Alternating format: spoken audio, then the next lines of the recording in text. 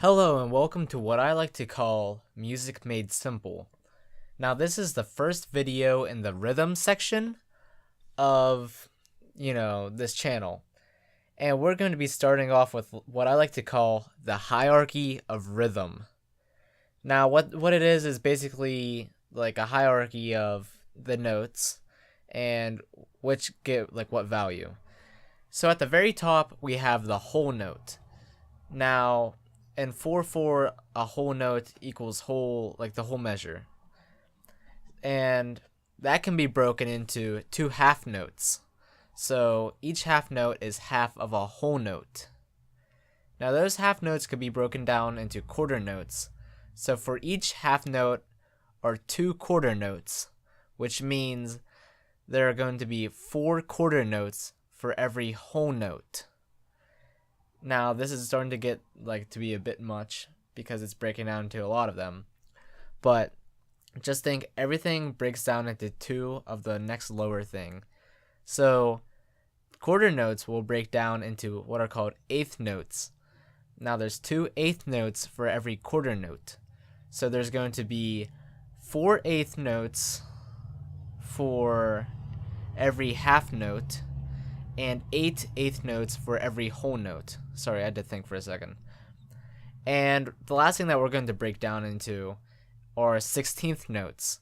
Now there's 2 16th notes for every eighth note, 4 16th notes for every quarter note, 8 16th notes for every half note, and 16 16th notes for every whole note. Now the name basically gives it away, but their values actually depend on what is called a time signature or meter. So understanding the time signature, for example, right here we have 4/4. So the 4 on top says how many beats in one measure, or how many beats are in one measure. And the bottom number means which note equals 1 beat. So what that means is each note has a number that refers to it.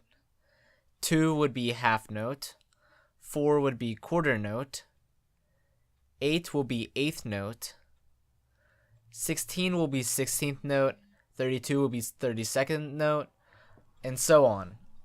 So if you look down here, we have 4/4 and then we have a whole note. So since a whole note equals 4 quarter notes, that makes one whole measure. So then over here, we have 2 half notes. Each half note equals 2 quarter notes. So therefore, this equals 4 quarter notes, which, if you look back up top, a quarter note equals 1 beat, and it says how many beats are in one measure? 4. And then lastly, plain and simple, there are 4 quarter notes in this measure, so therefore it's a full measure. Now this can be broken down even further and then mixed up. Say you could have 1 quarter note, then 2 eighth notes, then a half note, or you could do different things like that, but we're not going to worry about that right now. So understanding the note value names, first we have a whole note. In 4/4, it takes up the whole measure. So there's 1 whole note per 4/4 measure. For a half note, in 4/4, it takes up half of the measure. So there will be 2 half notes per 4/4 measure. Now the quarter note, in 4/4, it takes quarter of the measure. So there's going to be 4 quarter notes per 4/4 measure. The eighth note in 4/4 takes eighth of a measure. So there will be 8 eighth notes per 4/4 measure. 16th note in 4/4 takes 16th of a measure. So there will be 16 16th notes per 4/4 measure. And it goes on. So here's some more information. This is how you get the note value names. They can only be a power of 2. So just listen for a second and don't think about this way too much. So 2 to the 0, that would be equal to 1, which correlates to a whole note. Though I'm not sure if you'd even use a whole note in the time signatures, so don't even worry about that. Now, 2 to the first is 2, so that would be a half note. So then you could have like 4-2 as a time signature. You could have a 2 down in the bottom of the time signature. Now, if you want to have 2 to the second would equal 4. So that would be a quarter note. And then you could have 4-4 or 2-4 or whatever you'd like. And 4 would be the quarter note. Then you could have 3, 2 to the third, which would be 8, which would be an eighth note. Then you could have 4, which would be 16, which would be a 16th note. Then you could have 5, which would be 32, which would be a 32nd note. And then so on. So you could have 128th, you could have 256th, 512th, 1024th, 2048th, and so on. Basically, if you play the game 2048, you could have like any of those numbers, except one would be a whole note.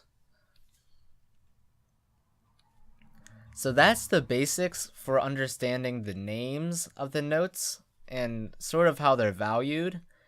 Now, varying on the time signature, those values can change for how much they like take up in a measure, but the basics of this video was just to learn how the notes correlate to the other notes, as well as naming the notes and understanding why they're called that. So if you want to watch the next video and figure out how the time signatures work, we'll be working on that, and then from there we'll be starting to understand how to count the rhythms or play the rhythms in different time signatures. So thank you for watching.